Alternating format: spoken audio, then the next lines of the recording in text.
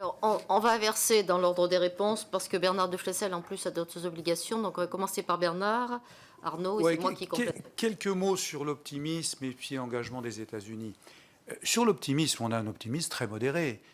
Moi, j'ai eu le bonheur de faire 8 rapports sur les 8 dernières COP. Donc, j'ai un recul, si tu veux, qui est assez large. Et on est parti de Copenhague, où ça a été un échec, tout le monde s'en rappelle. Et puis, au fil du temps, on a progressé.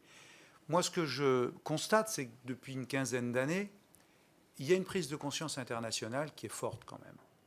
Alors, on peut estimer qu'elle n'est pas suffisante, on peut estimer que les États jouent un double jeu, mais il y a quand même une prise de conscience qui est forte.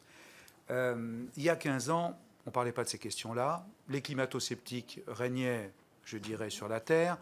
Or, aujourd'hui, le travail des scientifiques, qui a été fait par le GIEC, qu'on ne met pas suffisamment en avant. Hein. Le GIEC, c'est 1000 scientifiques au niveau mondial qui sont en réseau et qui ont fait 5 rapports, dont le dernier est sorti au mois de septembre. Donc, on peut s'appuyer sur la qualité des rapports scientifiques et je crois que les hommes politiques et que les pays doivent s'en inspirer. Donc, la conscience internationale a bougé. J'ai fait de nombreux déplacements depuis 8 ans. À chaque fois que je me suis déplacé, on m'a toujours présenté un plan climat. On ne m'a pas dit, non, non, attendez, votre histoire, ça n'existe pas. Systématiquement, que ce soit les ministères, environnement ou autres, de l'énergie ou les parlementaires, systématiquement nous ont dit non, non, mais on a un plan climat. Même les Chinois, ils ont un plan climat, les Chinois. Ils ont un plan climat parce qu'ils ont une pollution qui est dingue et donc s'ils ne règlent pas leurs problèmes, ils vont être pris dans une spirale qui va être une spirale terrible. Donc il y a vraiment, hein, le verre est toujours à moitié plein, à moitié vide. Il y a vraiment eu un déclic.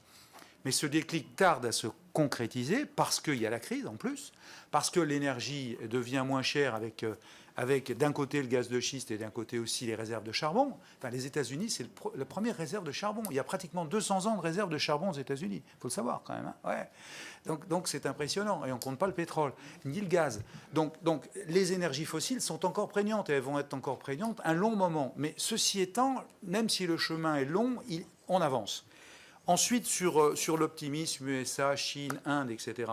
L'Inde, oui, l'Inde, par capita, ils font 1,5 tonne. Donc ils sont quand même loin des émissions des pays industrialisés. Donc on peut comprendre qu'ils nous disent quoi? Ils nous disent, attendez, vous avez bénéficié de la révolution industrielle depuis 1850. Ça fait 150 ans que vous bénéficiez de la révolution industrielle. Nous, on commence à peine à décoller et vous allez nous imprimer, vous allez nous obliger à avoir les mêmes règles que vous. C'est pas possible, il faut nous aider. Donc, bon, on peut comprendre ce discours. Bon, la Chine, on connaît, oui, c'est vrai, on a un gap de 2015 à 2030 où, pendant 15 ans, ils vont simplement stabiliser leurs émissions. Au rythme où ça monte, c'est un vrai problème, on ne se le cache pas. Pour mémoire, juste un dernier chiffre, la Chine, en 2014, a acheté 20 millions d'automobiles. OK? 20 millions d'automobiles. Pour vous donner un chiffre, les États-Unis, c'est 14. Hein? Et l'Europe, c'est à peu près pareil.